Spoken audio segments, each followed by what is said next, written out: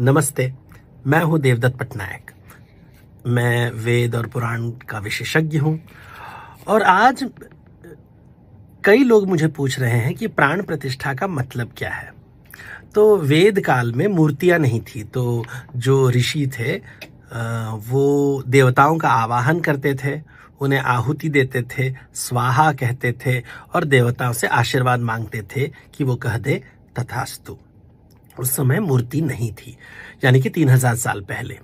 1000 साल पहले भारत में कई मंदिर बनने लगे और उसके अंदर पत्थर के और धातु के अलग अलग प्रकार की मूर्तियां रखी गई।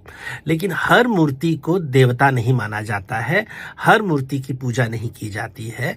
कुछ मूर्तियों का के भीतर एक प्राण प्रतिष्ठा होता है, वही वेदोच्चारण होता है, वही मंत्र पाठ होता है और देवताओं को आवाहन देते हैं कि इस मूर्ति में आप प्रवेश कीजिए। उसके बाद मूर्ति को सजीव माना जाता है, it is considered to be alive, और इसे अर्च मूर्ति कहते हैं, जिसकी अर्चना होती है।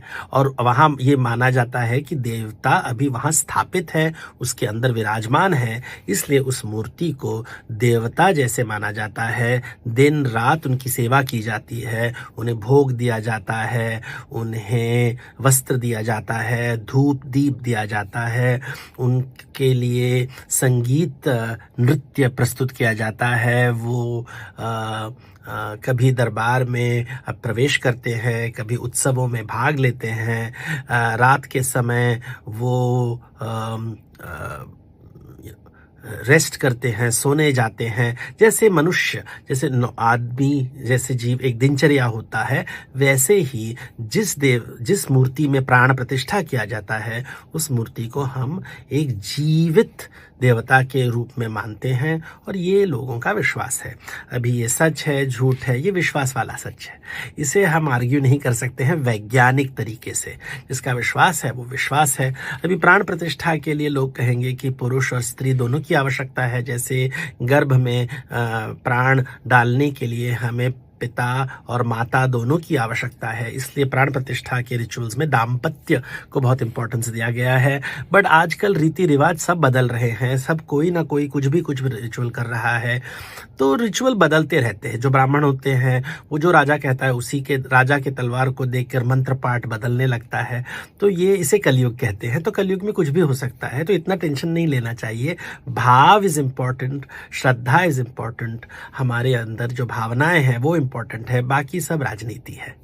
नमस्कार मित्रों, देवदत्त पटनायक के इस बयान को लेकर सोशल मीडिया पर बहुत चर्चा हो रही है। दरअसल देवदत्त पटनायक ने इसमें कुछ ऐसी ही बात कह दी है जिसको लेकर इन दिनों सवाल पूछे जा रहे हैं और तमाम शंकराचार्य और धर्माचार्य इस बात पर सवाल पूछ रहे हैं कि जो अयोध्या में राम मंदिर की प्राण प्रतिष्ठा मूर्ति की हो रही है वो विधि विधान से नहीं हो रही है। उसको लेकर कुछ सवाल हो रहे हैं। सवाल है कि जो प्रमुख जजमान के रूप में प्रधानमंत्री नरेंद्र मोदी हिस्सा ले रहे हैं और कल जब आँख से भगवान के राम की पट्टी हटाएंगे और जो संस्कार किया जाएगा, जो विधि विधान पूरा किया जाएगा, उसमें कैसे ये हो संभव है, क्योंकि माना ये जाता है और जो सवाल देवदत्त पटनायक ने भी उठा दिया है कि प्राण प्रतिष्ठा में स्त्री और पुरुष का एक साथ होना जरूरी है। ये वही सवाल है जिसको लेकर शंकराचार्य शायद इशारा कर रहे हैं। शंकराचार्य खुलकर नहीं बोल रहे हैं, लेकिन वो कह रहे हैं कि विधि विधान जरूरी है, अदरवाइज बहुत अनिष्ट हो सकता है। अनिष्ट की आशंका जता रहे हैं और देवदत्त पटनायक इस बात को कह रहे हैं कि ये ज़रूरी है, लेकिन कलयुग में सब कुछ संभव है और चीज़ें बदल रही हैं। उनका ये भी कहना है कि कलयुग में ब्राह्मण राजा को देखकर मंत्र पढ़ने लगता है, तो वो इस बदलाव की ओर भी इशारा कर रहे हैं। और शायद इसीलिए बहुत सारे लोग जो देवदत्त पटनायक के बड़े फ़ैन हैं और देवदत्त पटनायक जो वेदों पुराणों और तमाम जो प्राचीन काल के जितने भी शास्त्र हैं और उसके जो चरित्र हैं उसकी अलग अलग व्याख्या करते हैं और इसी के लिए वो जाने जाते हैं, तो उनका एक बहुत बड़ा कह सकते हैं कि बहुत बड़ी फॉलोइंग है जो उनको पसंद करते हैं और इस रूप में उनको जानते हैं। लाखों करोड़ों लोग उनको देखते हैं और उनके माध्यम से जो है प्राचीन जो चरित्र हैं, जो जिनको ईश्वर के रूप में हम जानते समझते हैं, उनकी पूजा करते हैं, उसके बारे में देवदत्त पटनायक क्या कहते हैं उससे हम समझते हैं। तो अब देवदत्त पटनायक के इस तरह के बयान को लेकर तमाम तरह की चर्चाएं हो रही हैं और निश्चित रूप से अब ये जो विवाद है अयोध्या में राम मंदिर में जो प्राण प्रतिष्ठा मूर्ति की हो रही है, कुछ ही घंटे बचे हैं उससे पहले इस तरह का विवाद खड़ा होना एक और नया अध्याय जोड़ रहा है। और इसीलिए मैंने इस बारे में जब पूरी तहकीकात की तो ये भी जानकारी आई कि राम भक्त जो है उनसे पहले भी नाराज रहे हैं। तो उस नाराज़गी को लेकर उन्होंने क्या कहा है वो भी ज़रा आप सुन लीजिए। कुछ लोग जो सात्विक आहार करते हैं, जो अपने आप को शाकाहारी मानते हैं, उनके अंदर बहुत ही ईर्ष्या की भावना जाग उठी है। इसलिए वो चाहते हैं कि मेरी बातें लोगों तक न पहुँचे। ईर्ष्या अच्छी नहीं है, रामायण पढ़िए। ईर्ष्या की वजह से घर टूटता है। आप भारत को प्लीज़ तोड़ने का प्रयास न कीजिए अपनी ईर्ष्या के वजह से। हाँ, आपकी ज़िंदगी में कोई प्रॉब्लम हो, महत्वाकांक्षा है जो पूर्ति नहीं हो रही है, इसके वजह से मेरे साथ ये लड़ाई करके वो नहीं प्राप्त होने वाला है। मैं राम का ज्ञान देता रहूँगा जब तक मैं जीवित रहूँगा, क्योंकि मुझे इसमें बहुत आनंद मिलता है। और अब मैं आपके सामने वो वीडियो पेश कर रहा हूँ जो देवदत्त पटनायक ने राम के जो बदलते हुए चरित्र के बारे में उन्होंने एक विस्तार से वीडियो बनाया था। उसका कुछ हिस्सा मैं उनके उस वीडियो से आपके लिए पेश कर रहा हूँ ताकि आप समझ सकें कि देवदत्त पटनायक चीज़ों को कैसे व्याख्या करते हैं, कैसे वो राम जैसे चरित्र की वो उन्होंने व्याख्या की है और उसमें क्या चीज़ें बदल गई हैं। जो आज हम देख रहे हैं कि राम का जो एक क्रुद्ध रूप, जो एंग्री इमेज जो है उनकी, बहुत सारे आपने देखा होगा कि गाड़ियों के पीछे में शीशे पर वो एक लगा होता है। और अभी भी आप देखेंगे जो राम जी का जो झंडा है, उस झंडे में राम की वो तस्वीर भी है जिसमें वो तीर धनुष ताने हुए हैं और वो गुस्से वाला रौद्र रूप जो है राम का, उसकी भी एक पूजा हो रही है। उसके उस राम के उस रूप के फॉलोअर्स बहुत सारे हो गए हैं। तो उसको लेकर उन्होंने व्याख्या की है अपने हिसाब से, चूँकि वो तमाम इस तरह के जो है पात्रों की व्याख्या करते हैं और इस तरह के जो ईश्वर हैं, जो भगवान हैं, उसमें किस तरह से लोग आस्था रखते हैं। और ये भी कहते हैं वो कि आस्था ही बड़ी चीज़ है, ईश्वर में आस्था और इनको भगवान मानते हैं लोग, यही बड़ी अपने आप में चीज़ है, क्योंकि लोग उसको उसमें मूर्ति में सजीव रूप देखते हैं, भगवान का, ईश्वर का रूप देखते हैं। और इसीलिए उन्होंने प्राण प्रतिष्ठा की एक अलग तरह से व्याख्या की है कि कैसे प्राण प्रतिष्ठा कितना ज़रूरी होता है और क्यों प्राण प्रतिष्ठा जरूरी होता है, जो मैंने आपको शुरू में दिखाया उनके वीडियो में जिस तरह से उन्होंने व्याख्या की है। तो बहरहाल मैं वो अब आपके सामने वीडियो रखने जा रहा हूँ जो उन्होंने उसको लेकर बनाया है और उन्होंने क्या कहा है, इसको आप देखिए। और आजकल जब लोग राम की नाम लेते हैं, वो सीता का नाम नहीं लेते। हमारे शास्त्रों में हम शिव जी का नाम के पहले हम कहेंगे गौरी शंकर, विष्णु के नाम के पहले लक्ष्मी का नाम लिया जाता है, तो लक्ष्मी नारायण, राधा कृष्ण और सीता राम। लेकिन हम देखते हैं कि नए नए राजनीति में केवल पुरुषों को माध्यम दिया जाता है, स्त्रियों को निकाला जाता है, और इसलिए हम हमेशा राम को श्री राम कहेंगे, जय श्री राम, सिया राम नहीं कहेंगे।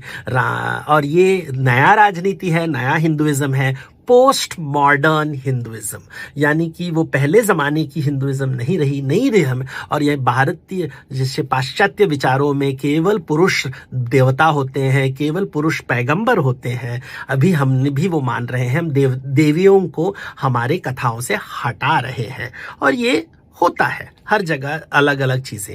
ये दूसरा इमेज देखिए, एक मंदिर में एक किसी ने राम का मूर्ति बनाया था 100 साल पहले।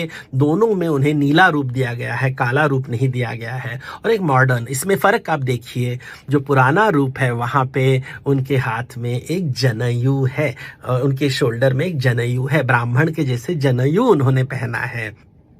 ये जनेऊ नई मूर्ति 21वीं शताब्दी की मूर्ति में जनेऊ नहीं है। जनेऊ के जगह में रुद्राक्ष माल दिया गया है, यानी कि उन्हें शैव बनाया जा रहा है, उन्हें एक ऋषि का रूप दिया जा रहा है, नाथ योगी का रूप दिया जा रहा है, जनेऊ ब्राह्मण का रूप निकाल के उन्हें नाथ योगी का रूप दिया जा रहा है।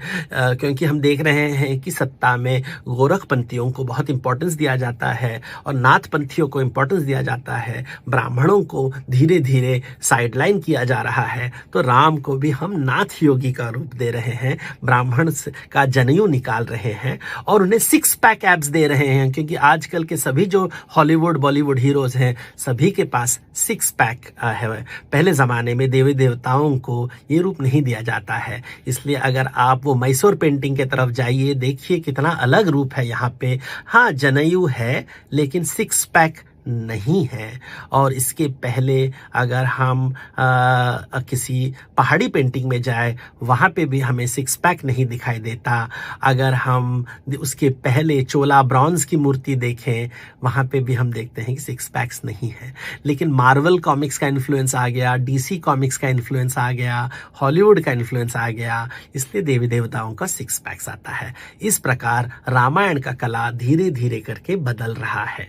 ये ज्ञान मैं आप तक पहुंचाने का प्रयास कर रहा हूं, केवल बड़ौदा के लिए नहीं, पूरी दुनिया के लिए। कुछ लोग जो सात्विक आहार करते हैं, जो अपने आप को शाकाहारी मानते हैं, उनके अंदर बहुत ही ईर्ष्या की भावना जाग उठी है।